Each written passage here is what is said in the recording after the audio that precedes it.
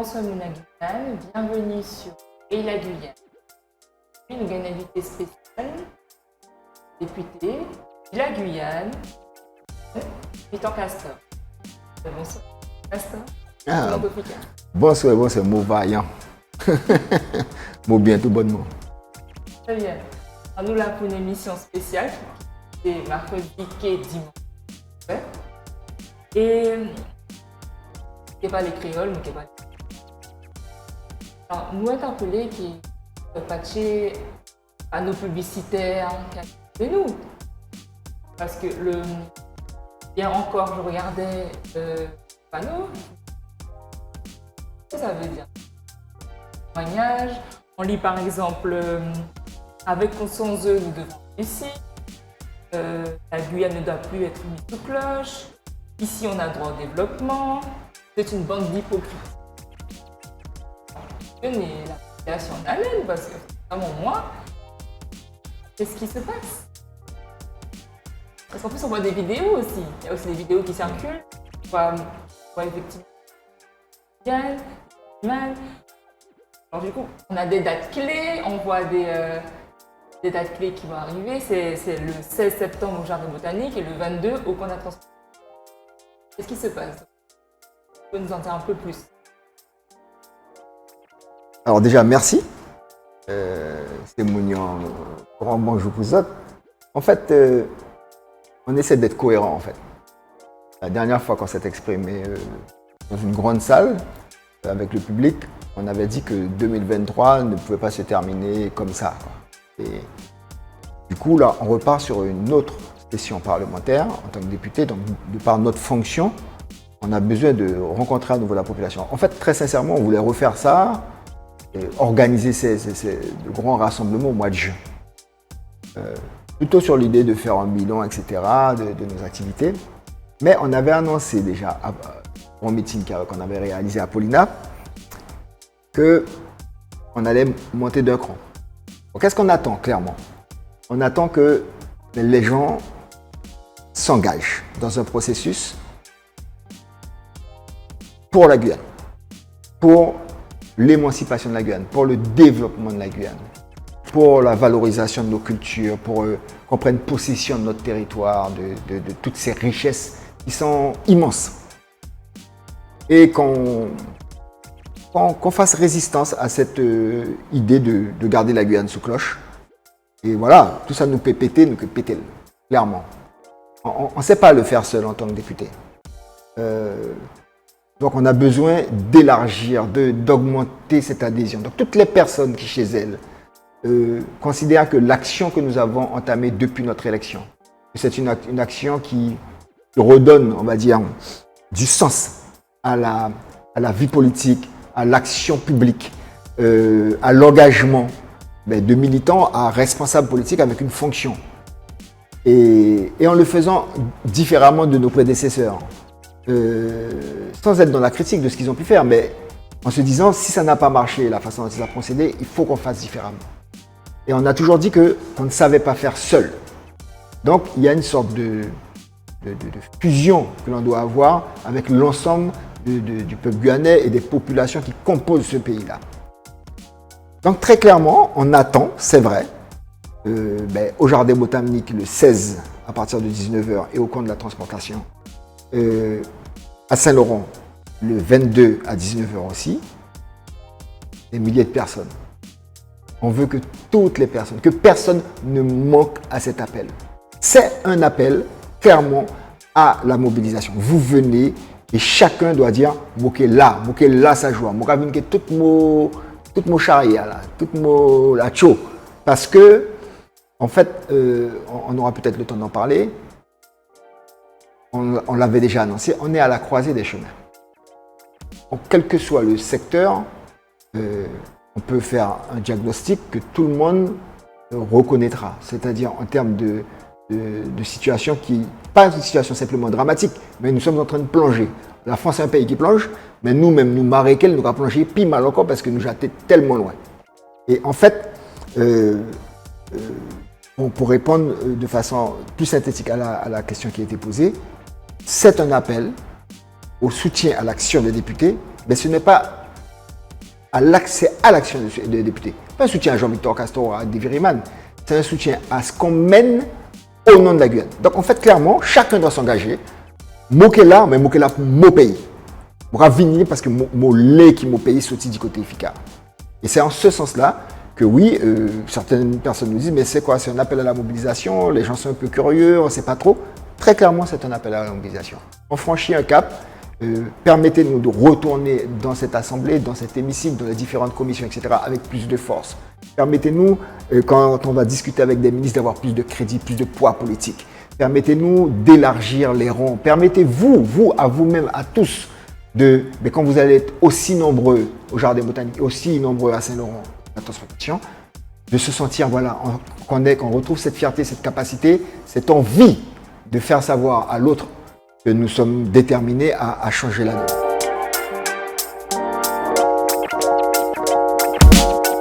Alors non, nous ce qu'on dit, moi dès que je sors dans les rues, félicitations toujours, alors que l'élection j'ai fini, hein, longtemps. Continuez, on n'a jamais vu ça, c'est extraordinaire ce que vous faites, on sait que c'est difficile, même si vous n'êtes pas qu'à arriver, trapper toute bête, mais au moins vous êtes qu'à dire nous ça vous êtes qu'à faire. Enfin voilà. Et là, on avait dit aux gens qu'à un moment donné, voilà, on va faire appel à vous. Ben, l'appel, il arrive, quoi. En fait, c'est ça, clairement. On a besoin de vous pour franchir encore une autre étape dans l'engagement, dans les risques que nous allons prendre, Oui, très clairement, on va changer de braquet, voilà.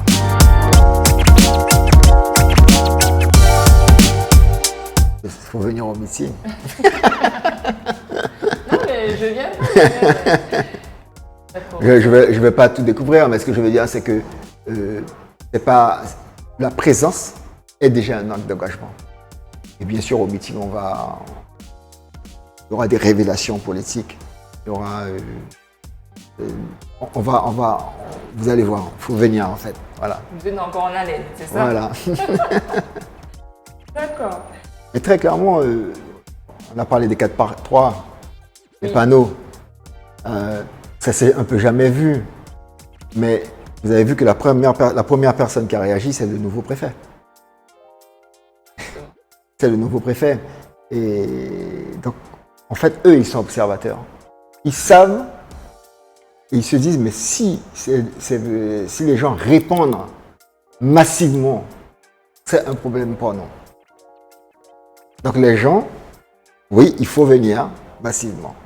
Parce que de l'autre côté, ceux qui détiennent, qui ont pris possession de notre pays, qui nous mettent d'interdit en interdit, voilà, vous ne pouvez plus aller pêcher, vous ne pouvez plus vous chasser comme vous voulez, on ne peut pas circuler dans le pays, on ne peut pas commercer dans le pays, on ne peut pas commercer avec les pays environnants. Il y a des choses extraordinaires qui se passent sur notre plateau des Guyanes avec des pays qui découvrent du pétrole, du gaz, qui sont dans des dynamiques de développement extraordinaires. Et nous, on nous dit, ben non, vous ne pouvez pas toucher à ci, vous ne pouvez pas toucher à ça, etc., etc. Et que de toutes les façons, la nature ayant horreur du vide, ben, les gens font des choses. Donc soit on organise le pays, on le structure, on le régule, soit ben, on est dans l'anarchie et le chaos. Et c'est ce qui se passe aujourd'hui en Guyane. En tous les cas, c'est pas ce que nous voulons, c'est pas ce que les Guyanais souhaitent. Et donc, du coup, il faut faire face.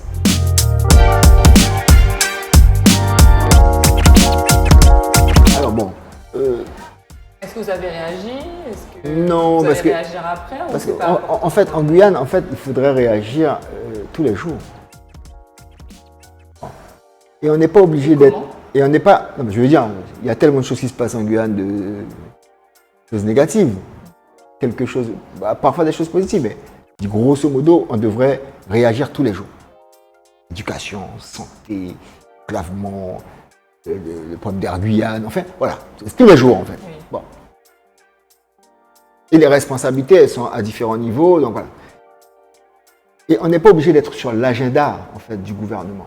On n'est pas obligé d'être sur son agenda. Et souvent, peut-être, c'est l'une des raisons pour lesquelles on n'a pas réussi en fait dans ce pays-là. Il faut qu'on ait notre propre agenda. On ait nos objectifs, notre propre cap et notre stratégie. À partir du moment où on suit l'agenda de l'autre, en fait, vous suivez la politique qu'il a décidé de mener.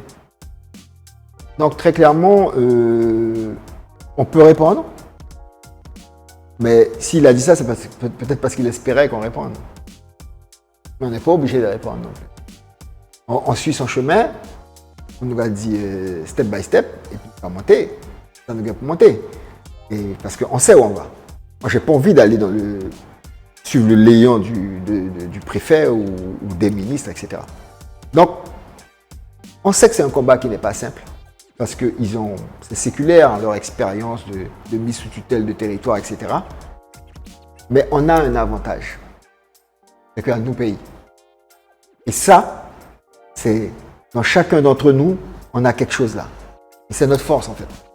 Et donc moi, ce qui m'alimente, c'est ça, ce sont les exigences d'une partie de la population. On n'a pas peur des critiques, si elles sont constructives. Voilà. Et on continue comme ça. Et il a le droit de dire ce qu'il veut. Mais tout le monde sait que si un préfet, nouveau qu'il soit, dit que la Guyane et que l'État n'a pas la volonté de mettre la Guyane sous cloche, on rigole en fait. On ne peut que rigoler, parce que tout le monde sait qu'il y a une volonté de l'État et que l'État méthodiquement a mis la Guyane sous cloche. Et continue à le faire. Que vous, c'est pas aussi une forme de m'as-tu vu justement, alors, gesticulation. Peut-être que j'ai mon passé pour moi, ça fait plus de 40 ans que je milite. Est-ce qu'ils ne seront pas encore déçus de voir encore des élus? Ah oui, on est motivé, on va se mobiliser. Et puis bon, encore d'autres qui me déçoivent, entre guillemets. Moi, je pense que j'ai mon passé pour moi, ça fait plus de 40 ans que je milite, je n'ai pas changé de cap. Et ce n'est pas la fonction qui va me faire changer de cap. Maintenant, on a toujours eu des politiques qui ont fonctionné de façon traditionnelle. Tout ce qu'on a fait, nous, depuis que nous sommes parlementaires, et tout le monde le reconnaît, nous fonctionnons différemment. Et on tient à avoir cette constance-là. On n'a pas d'obligation à rester député et parlementaire non plus. Donc il faut voir les limites de la fonction, il faut voir les avantages de la fonction. Moi, ce que j'observe, c'est que, en tant que parlementaire dans l'Assemblée, notre efficacité politique, elle est aussi limitée que n'importe quel autre parlementaire, très clairement, parce que c'est une pseudo-démocratie, la France. Bon, tout le monde l'a vu, un président de la République décide que le Parlement ne pourra pas voter sur une loi. J'interdis à ce Parlement de voter sur la loi. Et finalement, l'Assemblée nationale n'a pas pu voter sur la loi concernant la réforme des retraites. Il a été décidé par quelqu'un, un président de la République, et il a utilisé des artifices constitutionnels pour pouvoir le faire. Donc, les gens voient, les gens l'entendent, c'est passé sur tous les plateaux télé, les gens l'ont vécu. Et la loi, elle est applicable. Donc, une personne décide que la loi, ce sera ça, et vous avez un Parlement qui est censé légiférer, à qui on fait entrave. Bon. Donc, on ne va pas raconter aux gens des histoires, oui, en tant que député, voilà, on peut faire ci, c'est pas vrai. Par contre, la fonction, elle ouvre des portes. Elle donne de la légitimité et du crédit à la personne que je suis, à la personne qui est Davy Riemann, pour utiliser toutes les tribunes possibles, aller à des endroits où en tant que simple militant on ne pouvait pas faire, ou en tant que citoyen, etc. Donc ça, c'est un avantage qui est indéniable. Mais on sait que, quel que soit le pays, les territoires, on a nos collègues d'ailleurs des autres territoires, etc., nous sommes tous conscients de ça. Et d'ailleurs, l'initiative a été prise en Guyane, notamment par Davy Riemann, de rassembler les parlementaires de tous ces territoires-là, d'une grande majorité. Et ce sont des dynamiques, en fait, qui sont totalement historiques, que personne ne peut contester. Et le gouvernement s'en inquiète. Le gouvernement s'en inquiète parce qu'il dit, mais qu'est-ce qu'ils veulent faire? Ils vont où? Pourquoi ils font ça? Et en fait, il y a un travail et une construction pour que cette unité soit la plus large. Mais l'unité d'abord la plus importante, c'est l'unité dans nos propres territoires.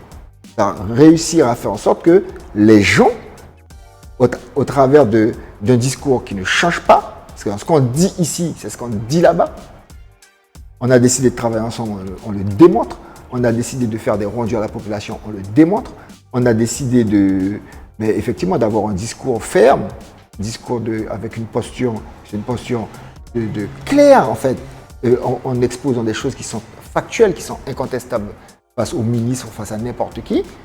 Et du coup, en ayant cette posture-là, moi, ce que je ressens et ce que je vois et que j'entends tous les jours, c'est que des gens qui ne s'intéressaient pas à la politique s'y intéressent aujourd'hui. Les gens suivent en fait ce qu'on fait. On n'a pas forcément tous les médias pour nous, mais rien que sur les réseaux sociaux, ce sont des milliers et des milliers de personnes qui suivent, qui repartagent, etc., etc. Donc, on a créé quelque chose. Mais ça se construit aussi par la structuration de tout ça. Et c'est la raison pour laquelle, non, on n'est pas du tout dans le matu vu parce qu'on n'a pas faim en fait. On n'a pas faim. C'est pas un métier en fait. Député aujourd'hui, on ne l'est pas demain, on va continuer à militer très clairement. Et donc, moi je pense que ce que les gens doivent mesurer, c'est qu'aujourd'hui, on leur demande vraiment de nous aider à encore franchir une étape. On ira progressivement parce que c'est notre population. Quand on a subi une période aussi longue où on nous a formaté, on nous a presque appris à avoir peur de dire non, avoir peur de parler, avoir peur d'exiger, avoir peur de désobéir. Oui, la politique coloniale française, c'est une politique d'aliénation, d'assimilation. On ne sait plus qui on est. Quand vous ne possédez pas vos terres, quand on vous a dépossédé de plein de choses, de vos valeurs, de vos traditions, de votre culture, quand on a réduit tout langue, que ce soit Kaligna, que ce soit Arawak, enfin, etc. Toutes ces langues autochtoniques, les langues bouchinégué, les langues créoles, enfin, etc. L'autre réduit ça à des dialectes ou à des patois, alors que à l'échelle internationale, toutes ces langues-là, elles sont reconnues comme étant des langues. Eh bien, ce sont autant de faits qui font que on est perdu en fait, on ne sait pas vraiment qui on est. Donc c'est une reconstruction qui est longue. Mais ce qu'on demande aux gens aujourd'hui, c'est de nous permettre de franchir un cap, de permettre à la Guyane de franchir un cap. Et moi je pense que les choses peuvent s'accélérer. Je suis plutôt moi je suis plutôt optimiste en fait. Je suis plutôt optimiste. J'ai toujours cru et je crois encore plus que nous sommes en capacité comme tous les peuples du monde. Voilà, les Guyanes n'ont pas gagné de temps en particulier. Voilà, à un moment donné, on tergiverse, on ne sait pas, on fait 3 pas en avant, 4 pas en arrière. Enfin voilà, c'est pas linéaire. Mais par contre, si on a envie d'aller au bout de là où on veut aller, c'est-à-dire cette émancipation qu'on souhaite, voilà, moi je pense que personne, qui c'est qui est contre que l'on puisse maîtriser nos terres? Qui y accéder et maîtriser? Tout le monde est pour. Qui c'est qui est contre qu'on puisse valoriser nos cultures, nos langues? Tout le monde est pour. Qui c'est qui est contre qu'on puisse avoir une économie endogène? Tout le monde est pour. Qui c'est qui est contre qu'on ait notre souveraineté alimentaire? Tout le monde est pour. Qui c'est qui est contre d'avoir des accords avec le Brésil, le Suriname, le Guyana, etc. Mais tout le monde est pour. Qui c'est qui est contre qu'on puisse avoir un désenclavement total avec des routes, des ponts, un port en eau profonde qui nous évite des surpoids? Tout le monde est pour. Donc c'est ça en fait, accéder à notre émancipation.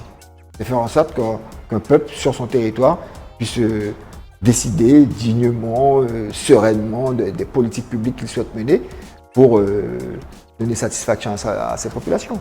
Voilà, on n'est pas obligé d'être dans une politique de main tendue comme ça tous les jours avec une mère patrie qui, de toutes les façons, vous donne de moins en moins et vous donnera de moins en moins.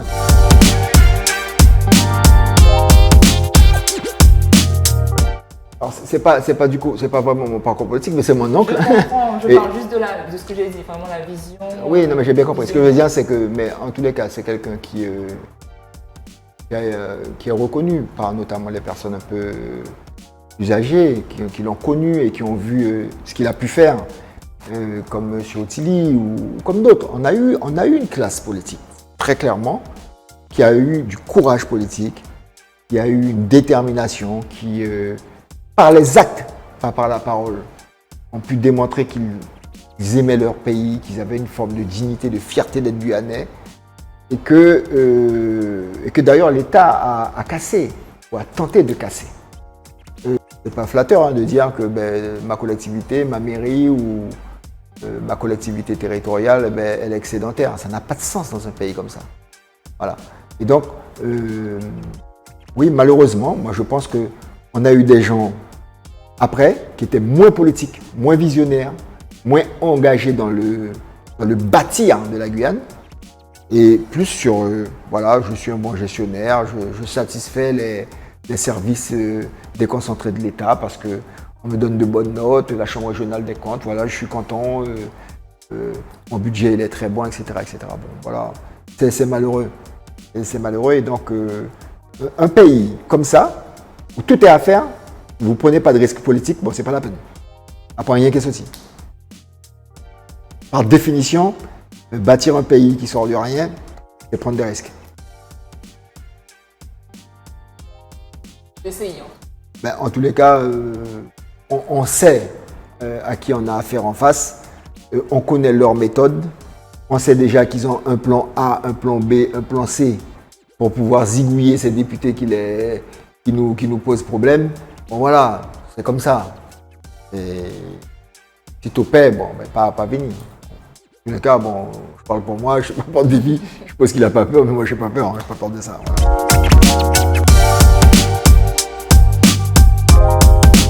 Mais Pour ma part. moi, je pense que les gens avaient envie de ça aussi, de voir des élus politiques qui peuvent travailler ensemble. Voilà. On n'est pas d'accord sur tout. Des fois même, nous, en gros désaccord. On sait sur quoi on n'est pas d'accord, mais on travaille avec force et détermination sur des sujets sur lesquels nous sommes d'accord. Et on montre aussi qu'on peut, avec même d'autres, faire la même chose. Bon, c'est vrai depuis un an, on a donné un rythme qu'il faut suivre. Et on espère que, voilà, que d'autres élus vont pouvoir faire de même s'ils n'y arrivent pas. En tous les cas, chaque fois que c'est possible, on travaille avec les autres aussi.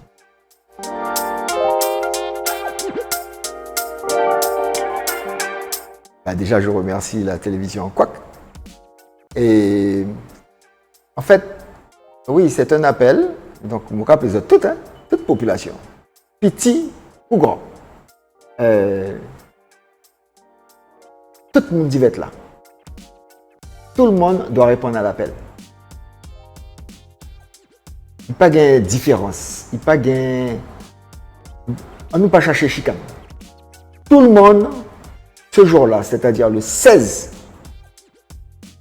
septembre, Jardin botanique. Vous êtes tous conviés, tous invités à venir massivement.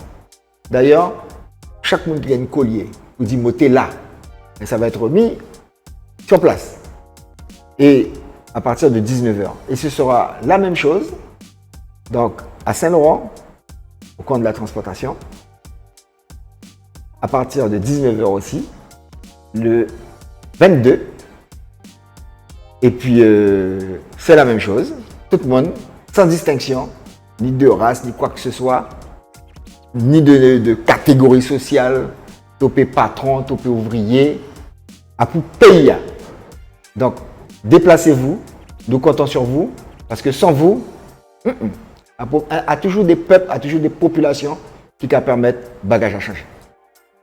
Et merci, mon cher Jean-Michel Castor. Quant à nous, nous nous retrouvons la semaine prochaine. L'émission sera rediffusée dimanche. À bientôt.